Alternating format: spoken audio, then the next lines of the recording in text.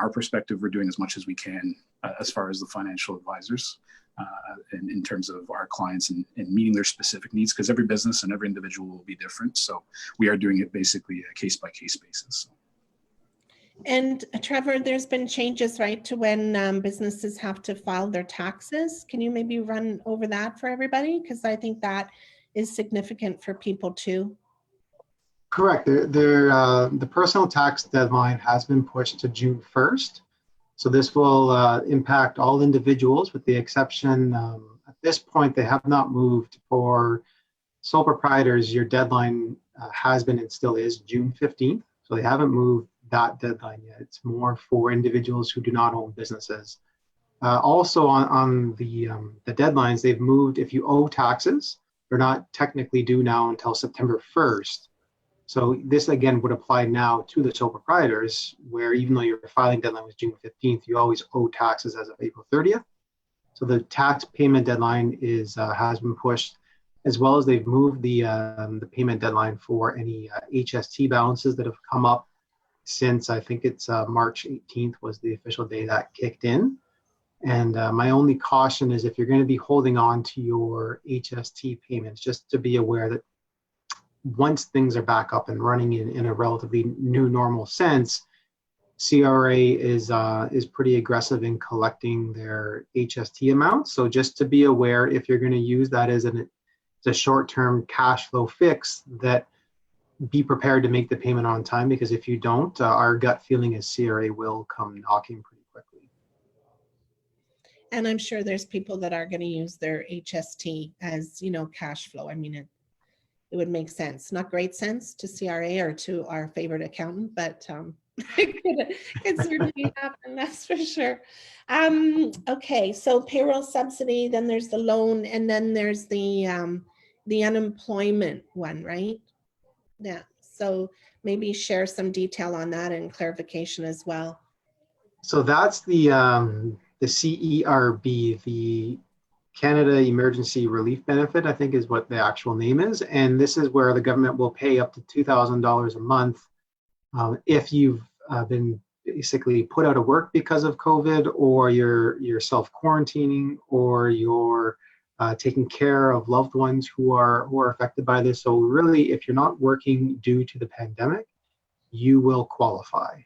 The good news is that means for sole proprietors, even though you don't contribute to the EI program, you still do qualify for the CERB.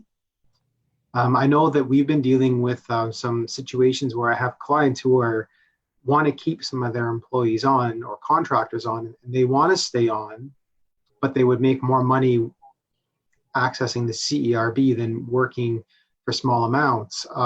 So Justin Trudeau has been they are going to be making changes. We don't know what they are, but hopefully they're going to rectify, understand these points, because the one example, had a discussion with someone the day before yesterday, and her situation, the contractor she deals with, their work has stopped from all their other sources of income other than my clients, and she only pays them about $500 a month for their services, and they want to continue working, but they recognize if they stop working, they'll make $2,000 a month. So hopefully this is going to be recognized, that by earning a little bit of income and contributing a little bit to the economy is not going to disqualify you from the CERB. But at this point, the way it's written is if you earn any income, you are currently disqualified. So hopefully that'll change. Something else that came out, I think it was at the end of last week, maybe very early this week, is business owners who were paying themselves with dividends, they will also qualify. Originally, it was written you needed employment income or self-employment income in the past to be able to qualify for the CERB. Now they've changed that. So even dividend income does qualify for that $5,000 of minimum income. So truly, if you are not working because of the pandemic, you are going to qualify. Doesn't really matter what walk of life you're in for employment or self-employment. So that's the bottom line. Okay.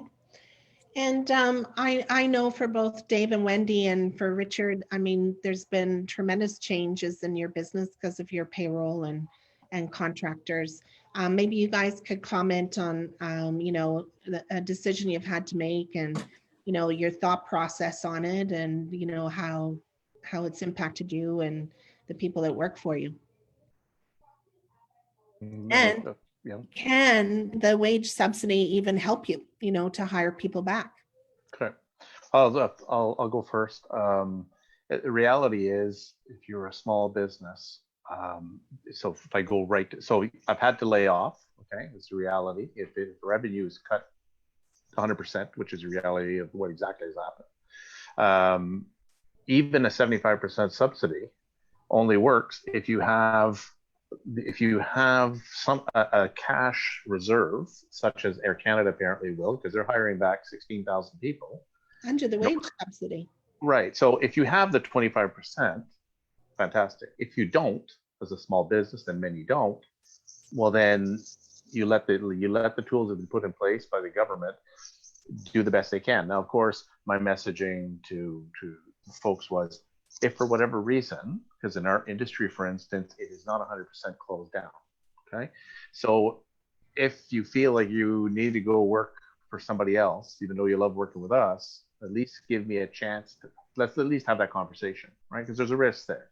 It's easy to say, well, look, if I just do the numbers, you've got it, like, I'll have to lay you off. By the same token, if you've got some really good people, you may say, well, you know what, I might find that 25% if that's what it takes. I don't, whatever, but you'll only know that when that time comes. So making those decisions are not easy, because most business owners, when they hire people, it's because they're committing to giving them employment, to giving them a career. So yeah, it's not an easy thing to do, but at the end of the day, I think it's pretty clear to me. Back to a comment that Trevor made, about if you're going to use your, defer your HST payment, you quickly see you have to get into self-preservation mode, right? So it's that old pay me now or pay me later kind of thing. So yeah, CRA might, if you're a small business, and let's say you choose to defer something, if you've been in business more than probably 24 hours, CRA will be waiting, and they're going to be expecting the money. So all these subsidies that are out there and so on are all fine, but my message to people, generally speaking, is just keep in mind, at the end of the day, everything that you got, if everything gets back and goes on gangbusters and you're making money hand over fist or whatever, some of what you got may actually be going back, right? When it comes time to do taxes and all that kind of stuff. But it still doesn't take away from the reality that today is today. Things have to go forward. Dave alluded a while ago, you got suppliers that are still expecting to get paid, right? And I've got people that we've done work for who are small businesses who I am hoping will pay our invoice.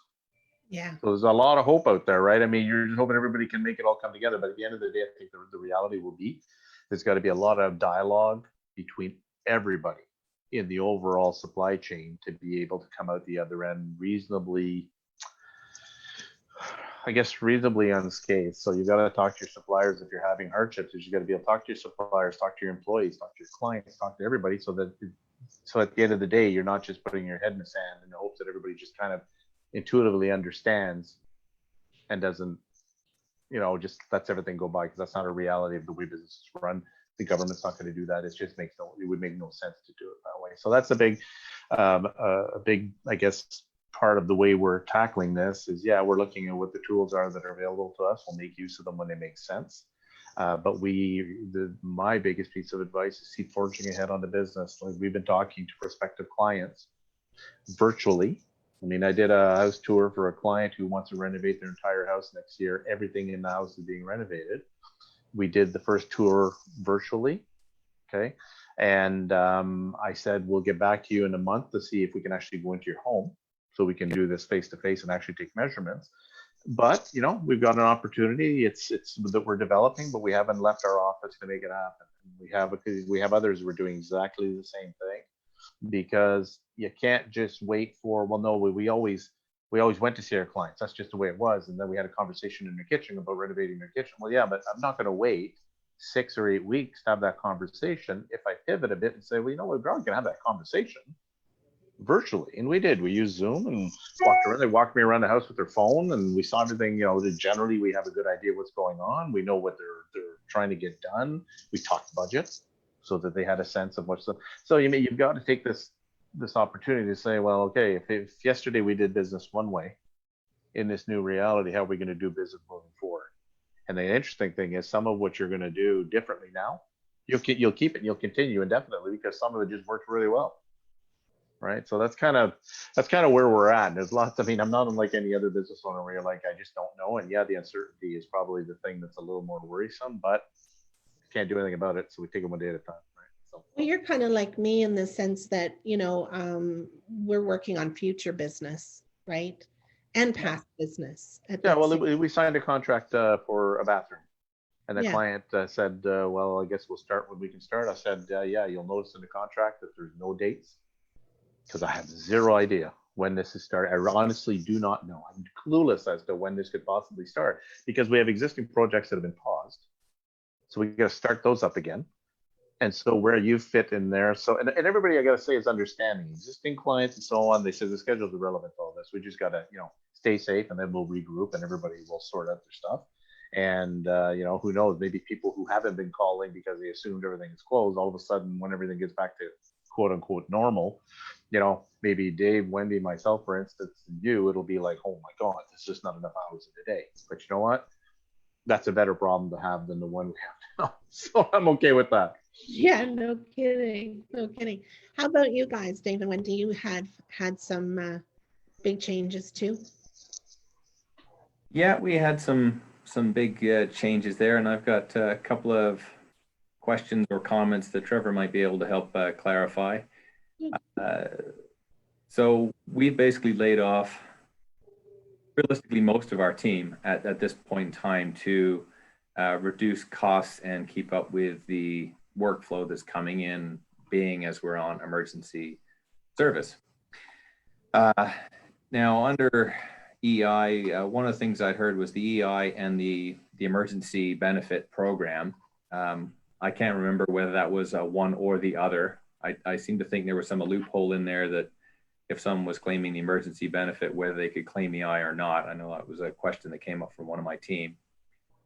And then the other one which sort of fits into that 75% role is under the EI regulations now, anybody can come back to work bit part if that's possible, and they can earn 50% of the money that I would pay them basically goes on top of what they're claiming as EI up to certain levels.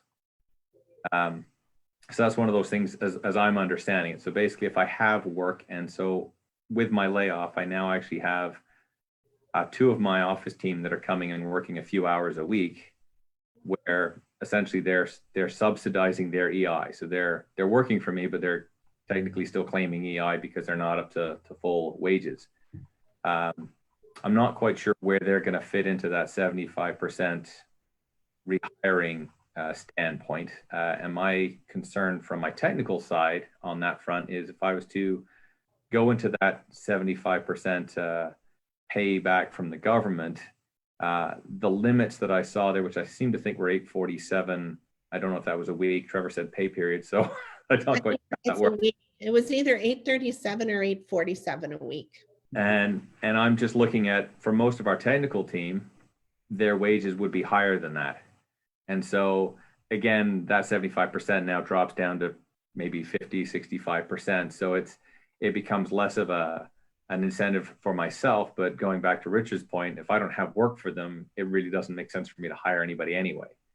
So at this point, I'm kind of treading water going, okay, well, what's my clientele calling in for? What are their actual needs? Who do I have to supply that to them? And most of my layoffs were down to the fact that people wanted to go home and self-isolate and protect their families.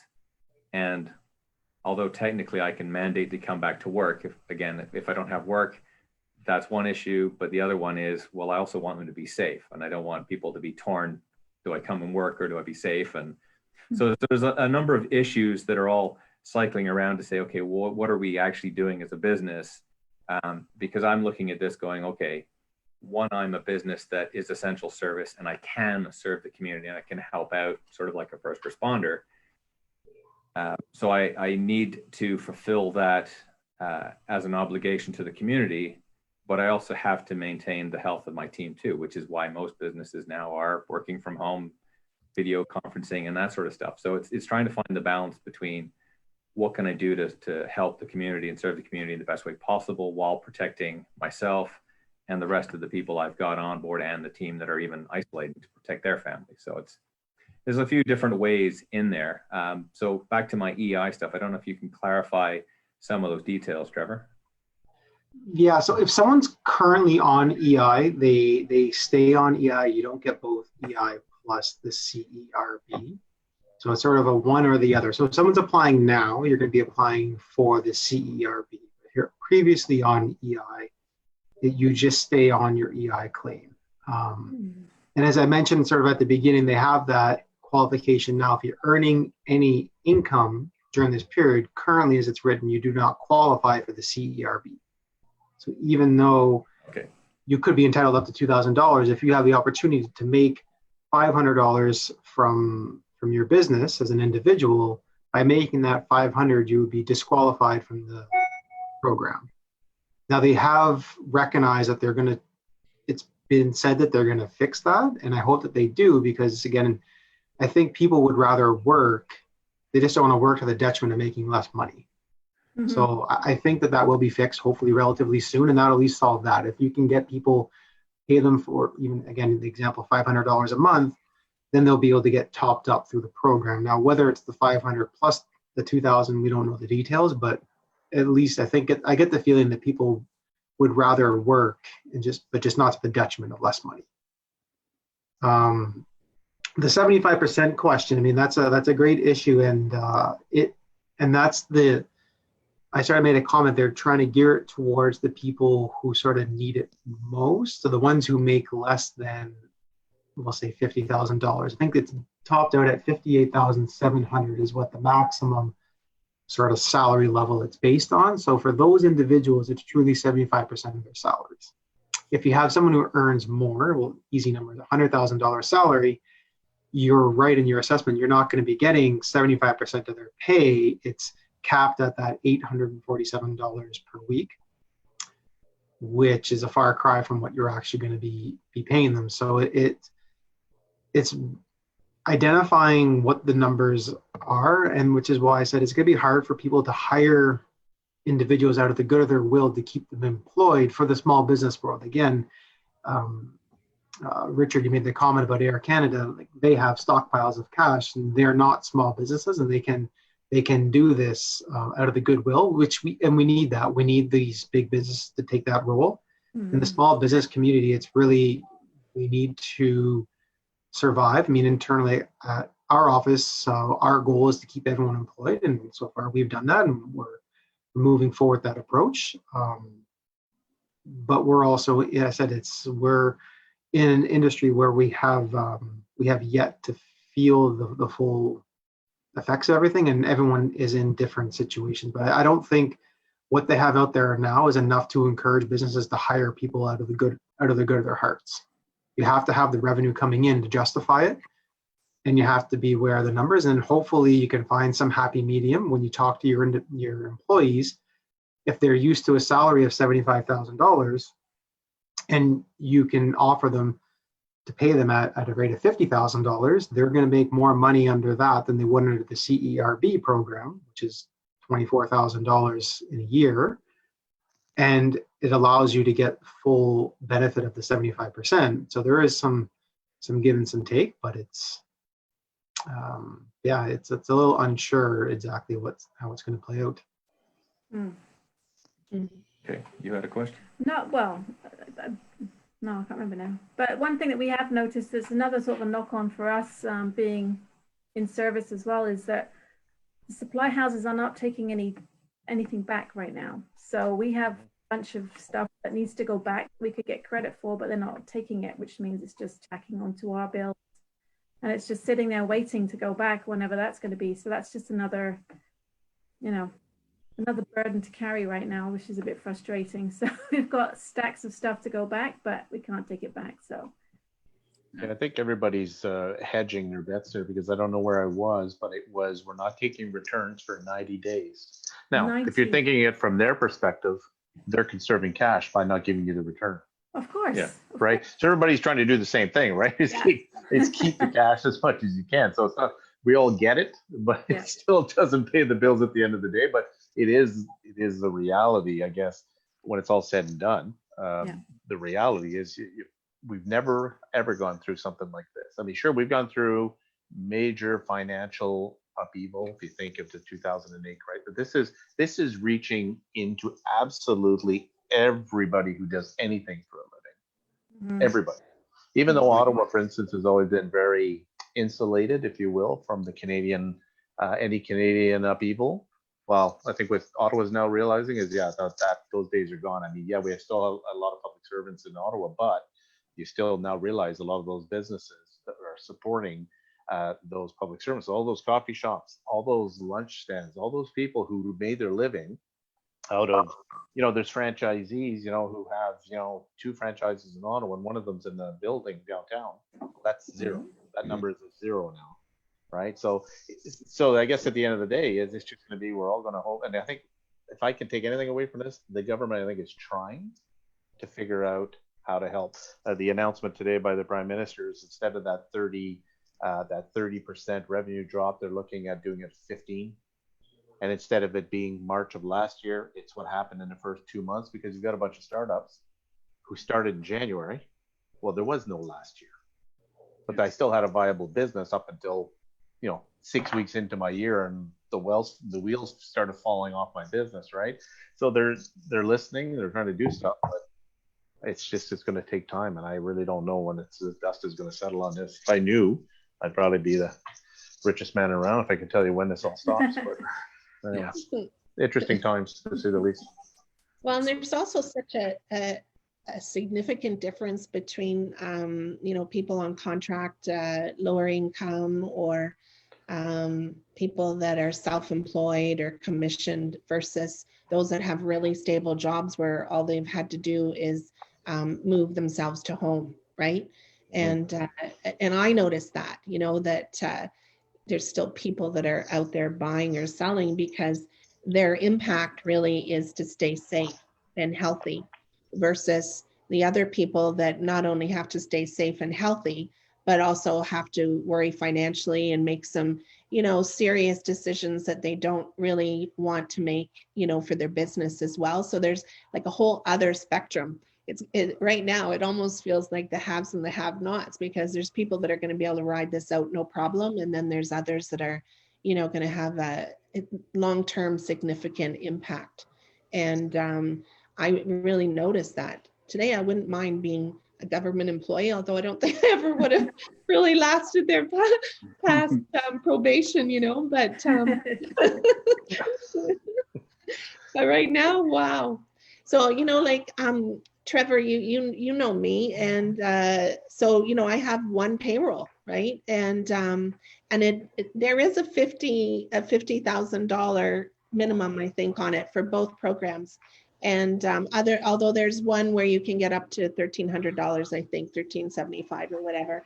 But that's where I think there's a crack there too, that I want to keep my wonderful employee as well, and I'm committed to doing that. But I don't see the programs working for me long term, so I'm like, if I look out 3 months, it's okay. But if I look out 6 months, not so sure, right? And so I'm hoping that we'll get some clarification on those, on the wage subsidies as well, because it would make a huge impact.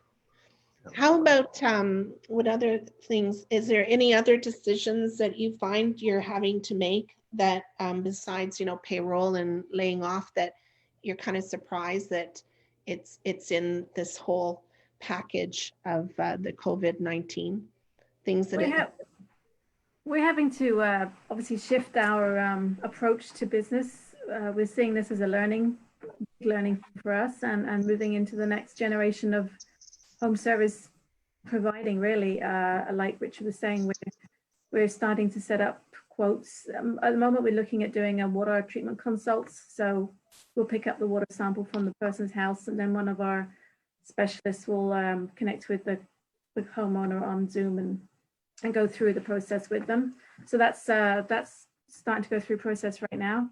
And at the end of the day, we're just looking at ways to make the company work in the modern times and just step out of the crowd, basically. step out of the sea of sameness onto the island of individuality is one of the quotes that we've used over the years, because we have to be different, which makes the business come in at the end of the day as well. And another thing we're doing is we're actually doing a lot of Facebook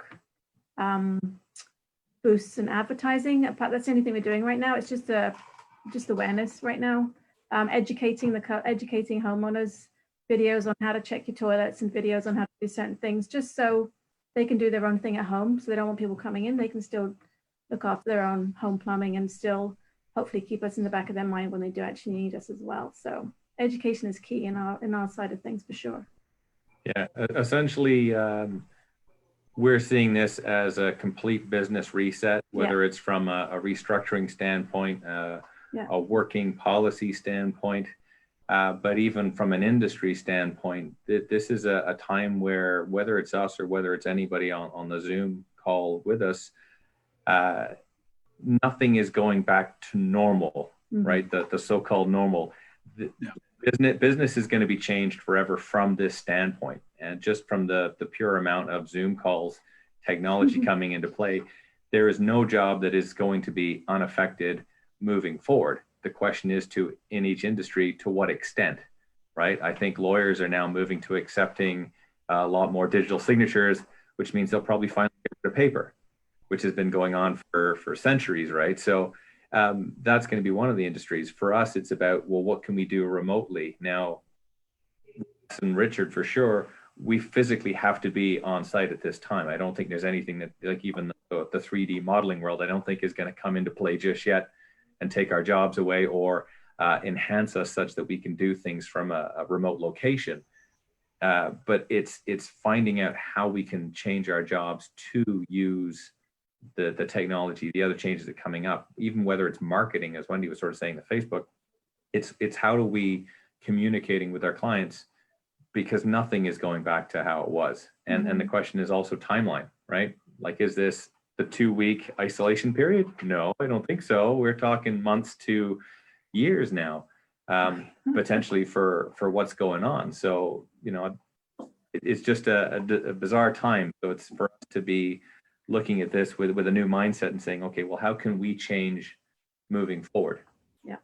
And if I think of you, Lori, and I look at Justin and Trevor, and many other office workers, there's going to be an interesting conversation, and every VP of HR and every manager out there is waiting for it, which is going to be, so explain again why we can't work from home.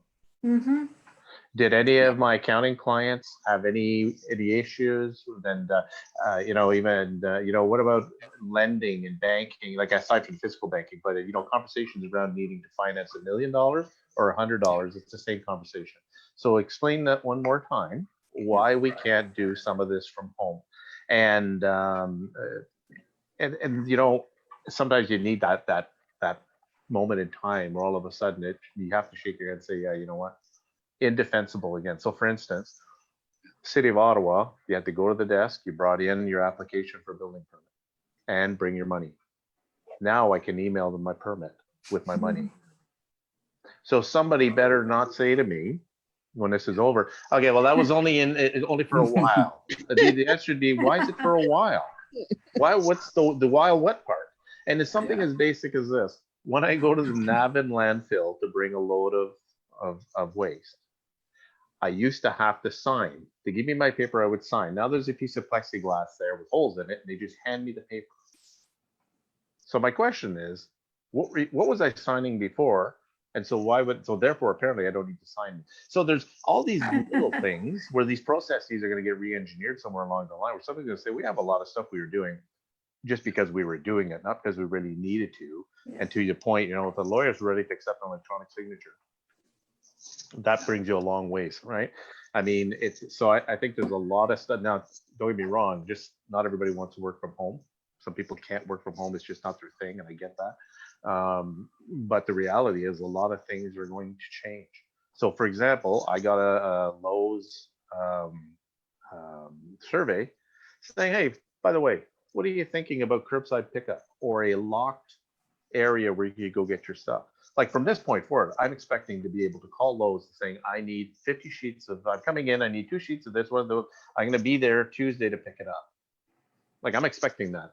There's no reason they shouldn't be able to do that now. Yeah. They've proven they can do it.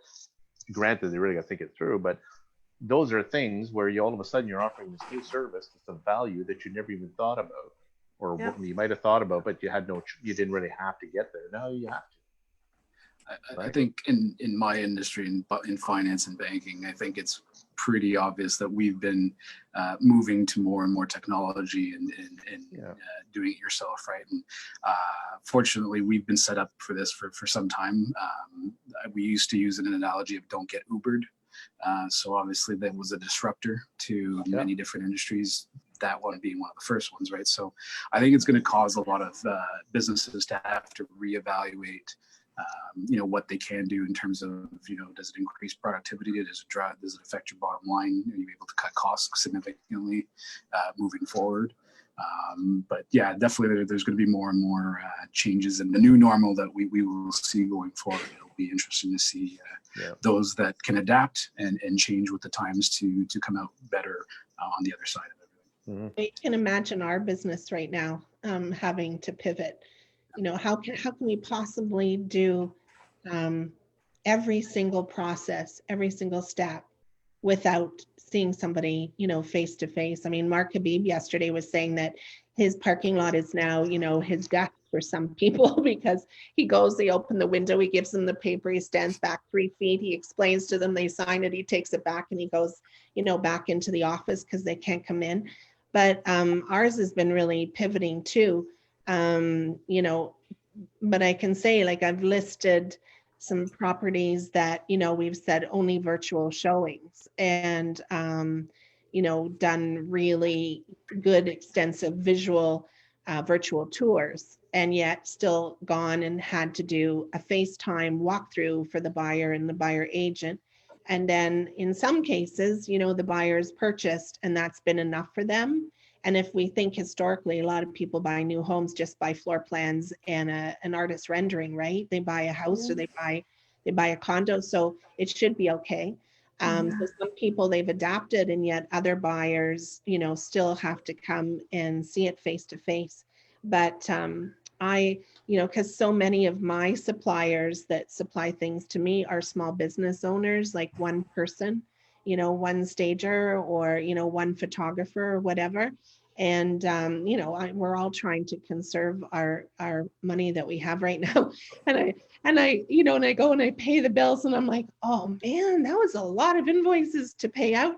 But then I think to myself, wow, if I were only thinking about myself and I was saying, no, I'm not going to pay you right now because I need to conserve my cash for, however long this would be, I'd be really hurting a number of families too. So like it's an incredible thought process, whether you're holding back and you decide not to use a service, or you decide to use it and then you have to pay the invoice. It's like, every $200 to $500 that's going out is $200 to $500 not coming in. And so it's a really interesting time. And Richard's telling me be patient all the time. And, yeah, not your strong suit, I've realized. Well, it's the unknown. I get that, and the thing is, we can worry about the unknown, but it's not going to make it any more known. And that's the biggest challenge. I think people are starting to settle into a bit of a groove now, just a slight groove of, we don't really know what's going on, but the sky hasn't really 100% fallen. But I don't want it to last forever. But nobody can. Obviously, if everybody said we're back at it tomorrow, I'd be like, yeah, sign me up, let's go, right? So it is a little bit of a challenge. I have a technical question for you, Justin.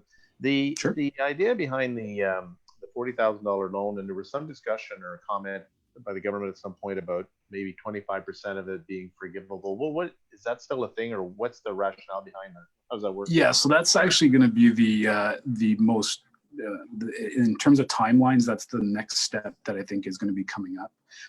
We were hoping to have it on Monday, but there was, I believe, a delay from the government side of things. We're hoping for, I guess we're running out of time, so not this week, but likely next week. It is going to be all government based. It's going to be mainly through your financial institutions. To your point, yes, they are going to forgive 10,000 of the 40,000 if you repay the $30,000 remaining by December 31st, 2022. So this is where they are giving you a bit of time, obviously, to get the business back up and running. And the hopes is that you would have, a V-shaped recovery, and everybody's going to go back to business, and it's going to boom the second that we can get out of this. And then from there, you'll be able to make some payments on it. But there is no minimum payments from your cash flow perspective. You can pay a lump sum of 30,000. You can put it aside between now and December 31st. 2022, so that if something else that's happened, whether it's a second wave of this and you have to do this all over again come a year from today, obviously they'd look at different measures, but this is where you don't have to make payments between now and then. But if you have paid it in full by December 31st, 2022, you only have to pay back 30 of the $40,000. Now, for some clients that are wondering, well, what if I don't? What if my business doesn't recover in time? This is where they will allow you to turn it into a term loan for 3 years at 5% interest. Okay. So this is where they will say if you only have paid back, say, 20,000 of the 30, they will not forgive the 10,000, is my understanding, and then the 20,000 would be converted to a 3-year loan at 5%. Got it. Okay. All right. Okay, and that's something where Trevor and I had to send a Trevor a question about the qualifying side of things, which was they're needing to have your T4 summaries, which he clarified, which is you need to have a T4 issued basically to have that form. There's, I believe, a 15-digit CRA payroll number, I think, that are on those forms that are also going to be needed for these applications. Ourselves, I'm not too sure about the other big financial institutions.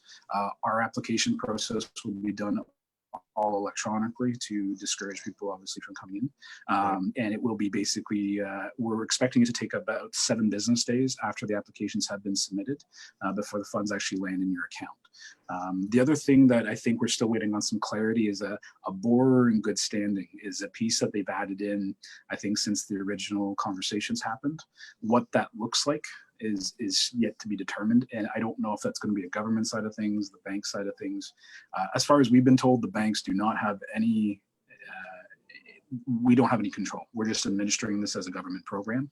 Right, So we're just doing checks and balances on behalf of the federal government in order to provide this funding. But this is something in the immediate term that you guys can expect to look at applying for to help with things right away. As you know, we were talking, it's 3 to 6 weeks. They're saying hopefully 3, but it could be 6 before the wage subsidy comes in. So at least with $40,000 of interest-free cash for the foreseeable future until the end of 2022, that this should help to get by for what we hope, and I think they hope, will be a short-term issue, maybe the next 3 months. But the banks having deferred for 6 months, I think that was an initiative from the government kind of showing their hand a little bit, that I think they are planning for a 6-month kind of time. Yeah. That's my personal opinion, obviously. But Okay, good, thank you.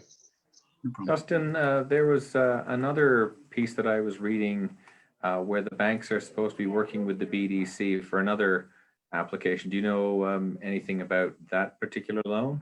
I heard something about that, and that one's where I haven't heard too much. So to be completely transparent, I do work with a colleague of mine as well, who's a business advisor, deals only with small business clients and nothing on the personal side. I do a bit of both. So as information trickles down, she's actually one that's working from home as well. So we've been trying to communicate and get as much information as we can out to clients. But I did hear of something like that, but I don't have too much yet on that one there. I don't know if that's part of the changes. That I know that they are looking to make changes to the current plans, but I haven't heard anything as of yet as far as concrete details or dollar amounts or how that program will work yet. Okay, thank you. It's just, I know the BDC has a few different pieces they're working on, but most of what I'm reading says the details are still coming down the pipeline. So The only other thing I wonder is if they're if they're involved in by any means in terms of funding for the $40,000 loans, if they're somehow intertwined in all of this if that maybe has gotten mixed up. But I'll try to get some clarity on my end. And I know one thing for us, as far as how we're doing it, any information that we're getting on our side, we are sharing on on the website, cibc.com. In terms of on the business tabs, any frequently asked questions and those kinds of things. So as we're getting information, they are updating that on an ongoing basis to try to communicate with our clients as much as we can. Good. Such a sensitive time. It is. Yeah, it is. But we're all in this together, I think, is the one thing, to your point, Yeah. Richard, that when we look at this, we're all dealing with it in one way or another. And that's how we're going to get through it, is to help each other out. And I think I shared this with Lori, but it's times like this where you see your communities come together, and we had my nephew's 3rd birthdays, and we had our whole community. I feel like my whole community come out and honking and waving and driving by to celebrate their birthdays in a very weird way. But I'll sure remember it. They might not at 3 years old, but Yeah, but you will. yeah, it was a unique one. But I think that's where, if we keep remembering that we're all in this together, and we're going to work through it together, and we're here from our perspective at the financial side of it, doing our best to try to support everybody. We don't want to see anybody fail. So I encourage anybody to reach out to their financial institutions. That's what we're here for, to help Canadians and make sure we can all get through this together. Good. I must say, like, you see it on your online banking, where you can sign up for CRA. Like, there's been an awful lot in the background that's been done really quickly. It's actually quite impressive. Yeah. From my point of view, I mean, we're open for business and it's not business as usual, but I'm really sensitive that there's a lot of hardship and a lot of people that are so concerned about the future. And it's, I don't feel it's a time for me to be selling my services. I feel it's a time for me to be there and add value and answer questions. And if it's, the right time or something people want to do, then that's cool. But it is a time where you want to, like, definitely, have some business going on, and yet it's not a time that you really want to be, proactively saying, hey, I'm here. So it's so sensitive, to make sure that you're giving the right message when we're talking about social media and all of those things, which is why I thought if we did something like this, it's answering questions that I think a lot of Canadians and a lot of Ottawa people, a lot of small business owners have questions on their mind, and they're really wondering. And some of us, Richard tells me, he's like, calm down, be patient, little grasshopper. The answers will come. I'm really lucky that I have some really great people that are friends and supporters and colleagues to keep me patient, right, Richard? Yeah. Well, the reality is, and I think Justin alluded to it, there is always somebody worse off. Oh. There are businesses that know right now today that they're going to fail. They know that. It's not even, they don't have to think about it. They know that they're toast, they're finished. It's a bankruptcy. It might be a personal bankruptcy. There are people who know this, right? And there's somebody I know yesterday, her father passed away this week. So just think about organizing a funeral in this chaos. We organized a funeral 3 weeks ago when your gatherings were a maximum of 50. Now they're 10, right? So there's always going to be somebody who's dealing with something worse than you are, right? So I'm thankful for my circle of friends, my circle of business colleagues, family, and the community that we live in, and saying, yeah, you know what? I've always got somebody I can reach out to. If I have questions, like this is a perfect example. If I have questions or concerns, or I just want to share some information and hope, and I think that's really what's coming out of this. To pair it with what Justin was saying, is you're starting to really see how the community is really trying to be sure at the end of the day, the vast majority come out okay when this is all said and done, right? So yeah, there'll be some where it won't work out like they would have liked, but hopefully they could reinvent themselves and get back on the horse and go. Right, and people like us hopefully will be there to help them do that. So when ever in our lifetime have we ever had the opportunity even to be home like this, right, and not have quite the same workload?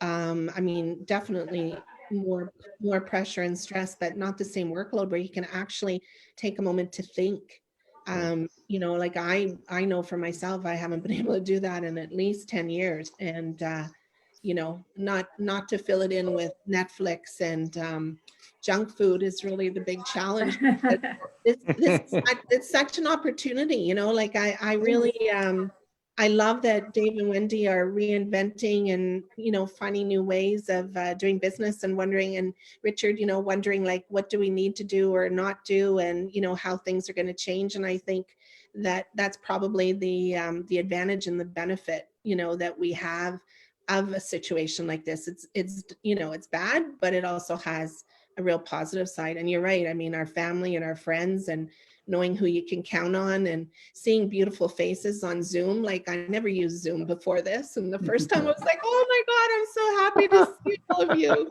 you know, and Yeah. virtual hugs and everything else. So, I mean, people are starting to do dinner parties on Zoom, you know, with their friends because they can't get together, or, you know, meeting with colleagues across the country just to see how they're coping on something like this. So it's too bad we don't have stocks in Zoom. But anyway, you know, it's one of The those wrong things. Zoom or the right Zoom? Yeah. Yeah.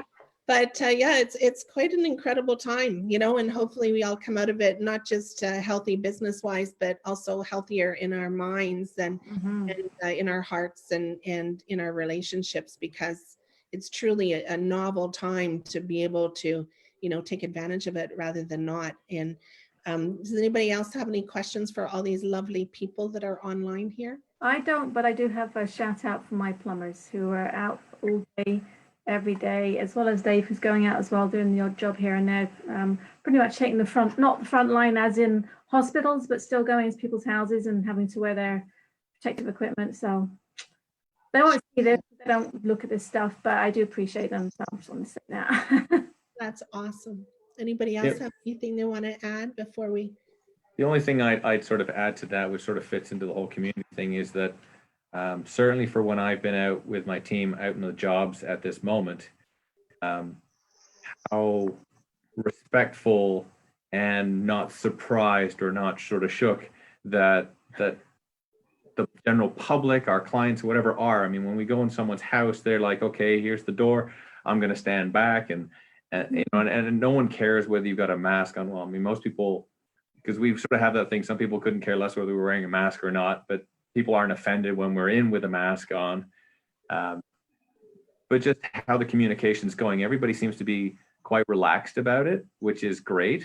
And just everybody seems to be working together quite well in this really bizarre community that's not really community because we're all kind of remote. It's an interesting situation, but it's very, I just like the way that people seem to be a little bit more chill about how they're working together and communicating, which is, I think Richard said earlier, communication is like the most important piece at this time, right? People have to be talking to one another.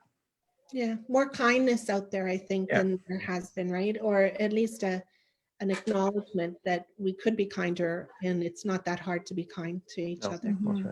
So thanks for setting this up, Lori.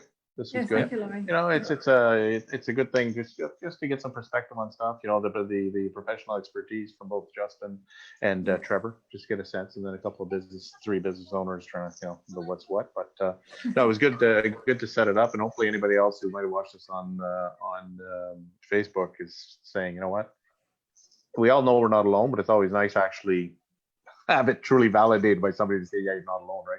So, anyways, thanks for setting this up. Well, thank you, everybody, for your participation. And Trevor and Justin, I know that your businesses right now are very busy and stressful. And we thank you for taking the time with us too for the hour. And I'm going to put everybody's name and email, because I'm sure everybody would love an email rather than a phone call. If there's any additional questions, we'll make sure to post that so that people can ask. But I truly appreciated spending the hour with you and love seeing your faces, since I can't see them face to face right now. But I appreciate everything about you, and let's all stay safe. And we're all going to come out of this on the other end, and we're going to be really happy. And I promise you, I will be hugging you whether you like it or not. Yay.